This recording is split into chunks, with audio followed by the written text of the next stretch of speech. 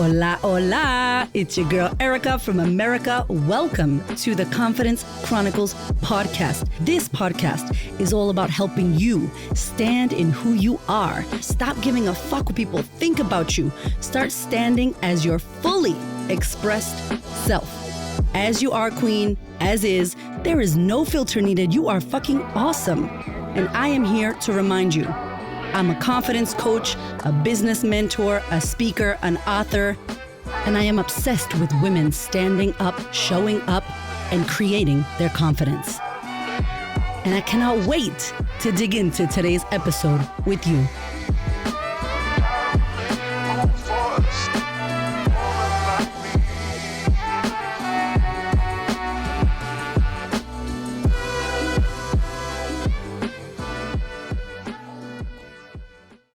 Hello, my gorgeous friend. Okay, so my voice is going. Actually, it's coming back. You should have heard me a couple days ago. It wasn't good. I wanted to do this podcast because I am going through it, my friend. And I think one of the things that I try to do the most in my life and in my social media and in my business, in my audience on this podcast is take you on the real ride, like show you all my shit. And it's a big value of mine: authenticity, integrity, keeping it real, vulnerability, communication, responsibility, all the things. All of this shit is, equals me. This is what I'm about. And so I think a lot of the times we could follow people or listen to people. I know some of y'all been listening to me for like 3, 4, 5 years, following me on social media, and maybe being like, wow, this person's a unicorn. They're so confident. I love how they say things. I love how they speak. I wish I was like this, XYZ. And sometimes if you're not discerning, you could mistaken that these people have it all together. These people being me. And I fucking don't. I do not have it all together. At the time of recording this, I am not even filming this because I just wanted to get this message out. So I'm just audioing this podcast. I look like absolute shit because I've had the biggest week of my life. It's been hectic, but my heart is happy and full, and I wanted to drop you this message while it was live, while it was really present in my heart. And so my intention always is to show you everything, as much as I can show you. And even though I show you as much as I can show you, there's still so much you don't see. So I want you to think about the people that you follow, that you look up to, that you have no idea what their life is like in reality, behind the scenes, how they feel about themselves, their relationships, their bank account, their business, their money. So much you don't see in people's lives. And we judge someone's joy and happiness by a fucking Instagram story or a reel that we saw or a TikTok or some photos on Facebook. And I'm here to tell you that a lot of people go through tough times. And when they're going through tough times, they don't have videos, they don't have photo shoots, they don't have someone with a camera in their face while they're crying about something. And so I always aim, and I will always aim to show you as much as I can real shit about what's going on for me. And, this podcast is about tough times and how do we overcome tough times? How do we deal with shit when shit hits the fan and we need to do life, and we have kids, and we have to be at work, and we got to show up for our business or our audience, and someone depends on us, and our whole shit feels like it's crumbling. How do you hold the duality or the polarity of the happiness, the joy, the fulfillment, the money, the whatever, and death, and sickness, and depression, and feeling shit, and overwhelmed, and burning out, and all that stuff? And I wanted to share how I'm doing it, because I'm doing it right now. Ooh, right now it has been 2 years now that my mom has been sick. She was sick my whole life. She was bipolar. I got all the episodes about it, baby. So if you're brand new to the podcast, welcome, high five, buckle your damn seatbelt. This is about to be a wild ride for you and me. And I have a lot of podcasts about mother wound, about growing up with a bipolar mother, about my sexual abuse, about foster care. There's a lot there to catch you up. There's even an interview with my mom where I interviewed her and her life and her story so I could understand her more. Amazing shit. There's so much there with my mom and my family if you want to do more after this. But it's no surprise, that I've had a really fucked up traumatic childhood and a difficult thing with my mom. And as much as I wanted a different mother, I got the mother that I needed. She is the person I needed for sure. My biggest teacher, my biggest hurdle I've had to overcome. She has loved me, yes, and in her eyes done everything she could for me. But in my eyes, it's been a very difficult, traumatic upbringing. And, you know, a lot of the stuff that I experienced in my childhood still fucks with me today, and I have to overcome it. And that's my work. Everybody's got their work. That's my work. And so the crazy thing about it is for 14 years, my mom was well. She never got sick again. My husband passed away. She got sick after that. And then she was good. She was taking her medication. She had a really good, solid medication prescription that she was on for 14 years. So that meant that little girl Erica, my little person inside of me, could really chill. You know, my nervous system could really chill. I wasn't scared. I wasn't worried. I wasn't, on edge every 5 minutes. I was like, wow, this is cool. My new life. This is my new life in Australia. My mom's good. I got a beautiful husband. He's sexy. I love my kids. I'm doing my business. Like, shit just felt like, damn, this is like a perfect life. I'm making money. I'm loving what I do. I just need a six pack. Like, literally, I'll be perfect. And I knew I had a fucked up life before, but I was like, I don't have it no more. This is it. I did my work. I'm good. And then in 2022, my mom stopped taking her medication. She came to Australia. She was like self-dialoguing in the bathroom. I could hear her talking, saying really fucked up shit. And I'm like, I approached her. She denied it. She's like, no, I was praying. I'm like, are you lying now? Okay, what the fuck's going on? Anyway, I didn't know that she had stopped taking her medication before coming to Australia. And she was kind of okay, but not. She wasn't 100% fucked up yet. She left 6 weeks after she was here. She was meant to stay for 8, but she left at 6. Me and her decided, you got to go. Like, she was done here and I was done, and we just got on each other's nerves. And as grown-ups, we decided to book her a flight to leave. Literally, that was in June 2022. Come September 2022, like, while I'm at a retreat, I'm hosting this retreat with like 12 women, healing trauma, 5 days. I love these retreats. I give my soul. Hamish gives his whole spirit shamanic work. And my mom is on the streets about to get hit by a car, didn't take her medication. The police are trying to hold her down. She's fighting with the police. They're manic. I'm like, what the fuck? And when I tell you that every part of my body shut down and every part of my body like freaked out and was like, oh my God, what is happening? And it was all the memories and all the trauma and all the fucking PTSD and all the other shit that you can imagine that was inside of me that remembered. That was my life. Oh, here it is again. I'm unsafe. Oh my God. And so it was very traumatizing to the point where I stopped attracting clients in my business. I stopped showing up the way I know to show up. I didn't realize it had affected me as much as it did. And financially, we lost a lot of money. I think like $50K a month. I gave my mom money. I had to pay for a lot of stuff, but we lost money because we stopped attracting our clients. I took my finger off the pulse in my business because I was nervous system fucked, energetically fucked, mentally fucked, and I didn't see it. I didn't see it, and I do this work. So I'm telling you this because times get tough, and you think you got this, and then all of a sudden something happens, and you're like, yo, I don't got this. I didn't even know I didn't have it. You know what I'm saying? So long story short, she gets sick. It was horrible. Fucked up our business. May 2023, me and Hamish are like, whoa, what the fuck just happened? And it was wild. It was a traumatizing experience. My mom gets out of the hospital. Apparently she's better. She seems better, but still a little bit off, but she seems better. And during this time, I was advocating for her at 2 a.m., waking up at 1 a.m., talking to doctors at 5 a.m., very frustrated, calling people, sending money, ordering shit off Amazon to send to the hospital, like ordering her fucking groceries, 300 USD a week, like, and that in Australia, that's 30% more. It was just a mess, my friend, a mess. I was a hot mess. Nervous system was fucked. So September 2023, we have a retreat, and I get a call.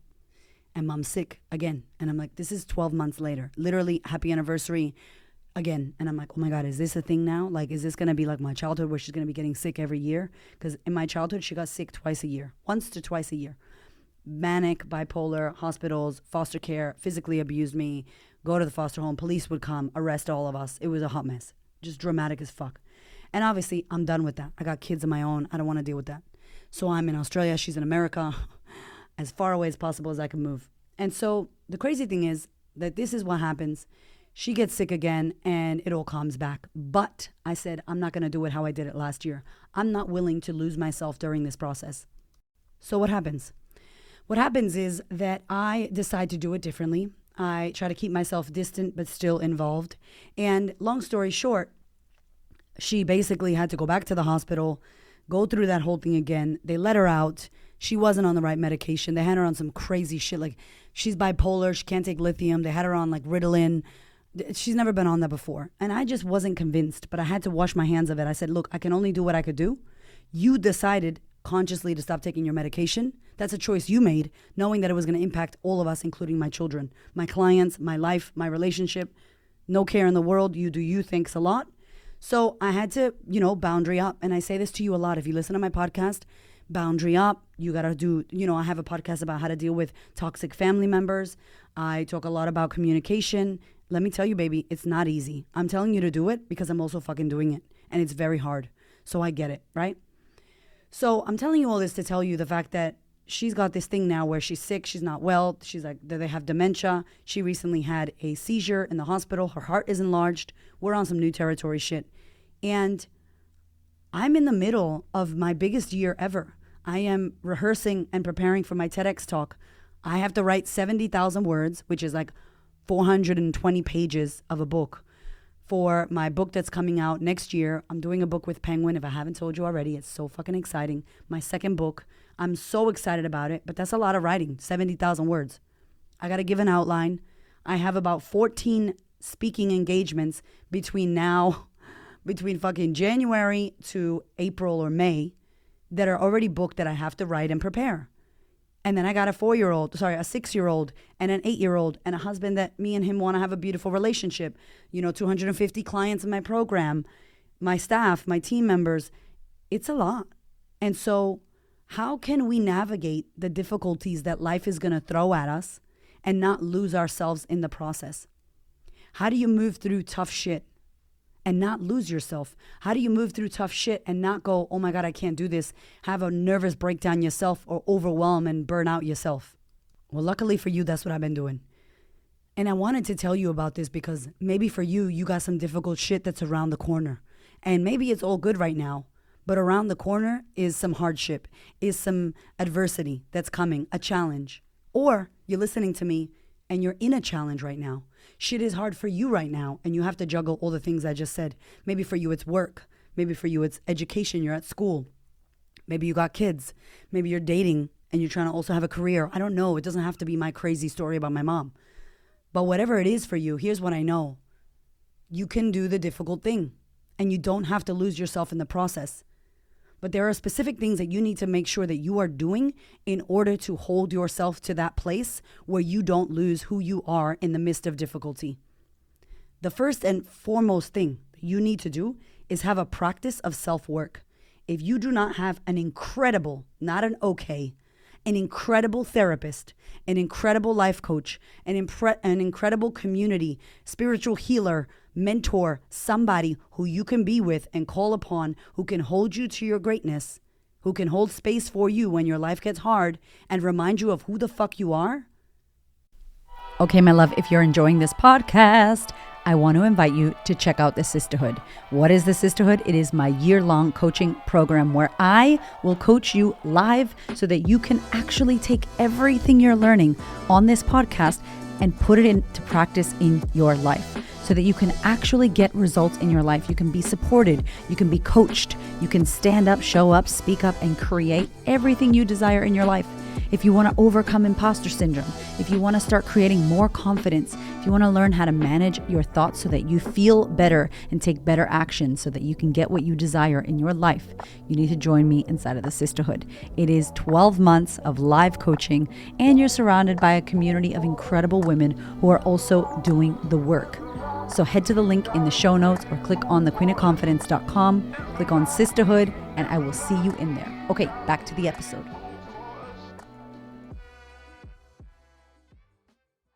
It's going to be very difficult. If I didn't have mentorship, if I didn't have sisterhood community, if I didn't have that in my life, therapists, coaches, spiritual healers, people that hold me and support me when shit gets hard, I would not be able to be here today. I would not be able to do what I do. So you got to have that. That's number one. If you don't have that, get that shit sorted. This is why, if you listen to my podcast, I'm always like, join the sisterhood, join the program, do the work on yourself. Let's work together. That's why. Don't get it twisted. We are not meant to do difficult shit, and we cannot do difficult shit on our own. So that's first and foremost. Number two, you have to have a practice for yourself where you get in touch with you. Where are you connecting with yourself? If you are in the world all the time, outside of yourself, thinking with your mind, out in the world, looking for people to validate you, out in the world, talking to your friends, looking for your people outside of you to fill you up, looking for someone, looking for answers, asking other people, where is you? Where are you at? You know where you are? You're not in your head. You don't live out there. You live inside. When you close your freaking eyes and you get quiet, that's where you are. That's where you live. That's where you reside. And if you don't spend any time inside of yourself, you're not going to know yourself. And when you're going through difficult shit, you need to know yourself. You need to be discerning with who you spend time with and what you say yes and no to. You need to be discerning with your energy, okay, with your field, with who you're hanging out with. You need to have that space and that calm and that internal peace. You know where inner peace comes from? Inside of you. You're not going to find peace out there. Nobody needs to do anything for you to be peaceful. You get peace inside. So what this looks like is close your damn eyes. Take a few deep breaths in through the nose, very slowly out through the mouth. 5 to 10. Sit at the red light and do that shit. Pull over and do that shit. Go into the bathroom at work and do that shit. Better yet, don't do it at work. Better yet, don't do it in your car. Make time every fucking morning for you to be able to ground and get in touch with you. If you're not in touch with yourself, you're not going to know what to do. And when shit hits the fan, you're going to be outside of your body. You're not going to be embodied. You're not going to be inside yourself. So that means you're not going to be self-led. That means who's leading you? Your circumstances and your environment and the shit that's happening to you out in the world is guiding you and leading you. So now you're at the effect of your world instead of creating your own effect. Instead of causing the effect. Instead of being the creator, you turn into the victim. Make sense? So you have to have a practice where you get in touch with you. Yo, I know my voice. I know what I'm saying. I know who I am. At the end of the day, I'm fucking loud and I'm crazy. But I know if I need to get quiet, I go inside. And I'm like, baby boo, what do I know for sure? I know her inside of me so well that her voice is in my ear all the time. Maybe you don't have that voice because it's a fucking whisper because you've been listening to the external noise. So your goal and your job and your homework is to go inside. Close your eyes, do some yoga, whatever the fuck you need to do to get that voice inside screaming louder. Right now, maybe a whisper. You're not discerning. And you're looking to the outside world to tell you what to do. And you're looking for answers outside of yourself. And baby, nobody has the answer for you. You got it, but you can't hear it because you're too busy with the noise outside. If that's for you, take that shit. Next, you got to have a community. You got to get around some good ass people. I don't have a lot of friends, my friend. I have like a handful of friends. And when I need to lean on those people, I know who it is that I'm going to call. And I know they're going to be there for me no matter what. In this life, you don't get 20 people like that. And you shouldn't. Your circle gets smaller and smaller as you get older and more discerning. And as you know who really is there for you. And don't feel sorry because you got one friend. Lucky. Good thing that you got one fucking friend. You want 20. That's not how it is. But what can you have? Can you have good community? Can you be around like-minded people who are going to support you, who are going to hold you to your greatness? Hell yeah. That's exactly why I do sisterhood shit. That's exactly why we do events. We just came from one of our live events. Fucking incredible to be in a room full of women, safe space where you could share real shit. It's like nothing like it. It's priceless. Also, every day, what are you putting in your mind? What are you putting in your ears? What are you putting in your body? What are you putting in your heart and your soul? What are you consuming? What has your attention? Is it fucking TikTok? Are you watching reality TV? Do you hang out with assholes? Are you drinking a lot of alcohol? Are you eating a lot of badass food? Like, are you eating fast food? Are you on the rush? Are you on the go? Like, who are you hanging out with? What's your community? What are you doing on a day-to-day basis? What are your habits? Do you exercise? Do you wake up in the morning and check your freaking phone? And texting people straight away when you wake up, checking all your emails? Or are you making time for you, to be with you? Your daily habits, especially as you wake up and go to sleep, are going to make your freaking life. And if you're not happy with how you're feeling, you need to look at your habits. Because here's the truth. Life is hard and it's going to get harder and things will happen and then you'll feel great and everything will be amazing and you take your foot off the pedal and then you're like, oh shit, life is hard again. And I'm like, why you stop doing all the things that were good for you? Why did you stop doing all the things that you know you need to do in order to be good? I know what I need to be good. I need exercise. I need to journal. I need to be around good people. I need time for myself. I need to do yoga. I need to lift heavy ass weights. Right? I need to have long showers so that I can think and do what I need to do. I need time for myself in my office to do my work uninterrupted. I need support. I need help. I need people to help me in the house. I need people to help me in the office. I need my team to be on the ball. I need to hire really great people to support me because this mission is bigger than me. I need to be around good people. I need to boundary up around the people that drain my fucking energy, like my mother. When she's well, I even don't call her a lot because I need my space. What do you need to be good? Because times will get tough. What is your game plan? If you're working on it when it's tough, it's too late. This shit is preventative. What are you going to do now in your life to prepare you for when things get hard? Because baby boo, they will. And that's the only guarantee we have. The guarantee that we have is that half of your life will be amazing. The other half is going to be hard. And that could happen in a day. That could happen in a minute. You could have a great fucking day, and at the end of the day, some hard shit could happen. Is that going to crumble you? Is that going to ruin your day? Is that going to ruin your life? Or are you going to be equipped with all your habits, all your resources, all your support, all your people, all your personal development, all the work? The journaling, knowing yourself, going inside and journaling and knowing you. I can't even tell you how many reactions I prevent in my life because I know myself so well. I know when I'm being an asshole. I know when I'm in my ego. I know when I'm in my shit. I know when I'm wrong. I know when I've gossiped. I don't even need somebody to tell me. I'm like, oh, that didn't feel good. Fuck. Okay. What was that about? And then I'll unpack that shit with myself. When I fly on the plane, I'm always scared of flying. But now it's been good. And every time I get the fear, I'm like, what is that about? And I have a whole fucking spiritual awakening on the airplane that I did myself on it with a journal and some Diva Premal in my ears. If you don't know her, she's amazing. Diva Premal on Spotify. Amazing ass music. Right? So I'll be listening and I'm like, oh my God, I'm coaching myself. I'm working on myself on the plane when I'm scared. I get my biggest ahas. I'm in a difficult opportunity, like I'm in a difficult situation and I'm getting an awakening and I'm working on myself because I'm awakening myself to the bullshit that I'm thinking. When you do your inner work, when you do podcasts and listen to the work, when you hire mentors, when you get around community, when you know yourself, when you spend time with yourself, when you're in the fucking work, nothing's going to throw you off. You can prepare for all of it and it won't send you away. It won't send you in a spiral. Yeah, it's going to be hard, but you could do this shit. And so that's how I've been doing it. The only reason I'm not crumbled, drinking alcohol, eating bad food, numbing out right now is because of the inner work that I've done. And it compounds. The more you do it, the more you trust yourself. The more you trust yourself, the more you don't crumble when shit gets hard. And you know you can handle it. And then you lean into your community and your mentors. What? And every time you overcome something difficult, you just get stronger and stronger.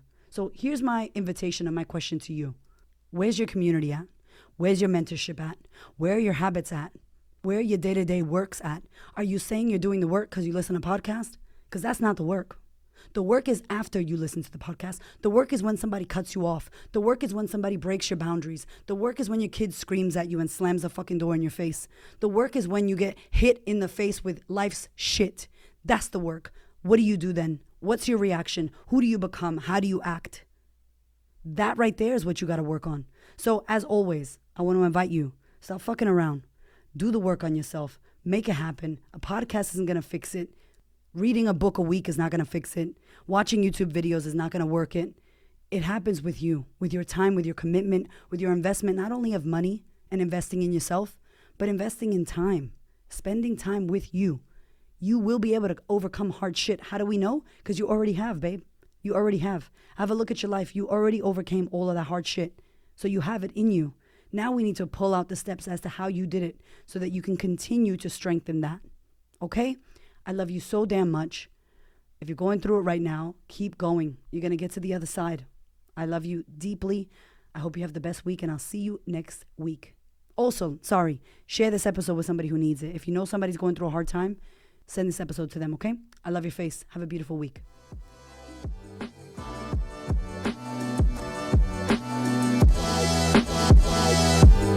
Thank you so much for listening. I freaking love you. I appreciate you. Thank you for your ears and your energy and your attention. Thank you for letting me into your world. And thank you so much for listening and tuning in to this podcast. There are so many podcasts you can listen to, and I deeply, deeply, for real, appreciate you listening to mine. Do me one big favor, one big thing. Please share this episode or this podcast with a woman who you know needs to hear this. This is my mission on planet Earth, to serve as many women as possible so that we could show up, stand up, speak up, and create the confidence and the life that we desire. I appreciate you, my love. I will see you on the next episode.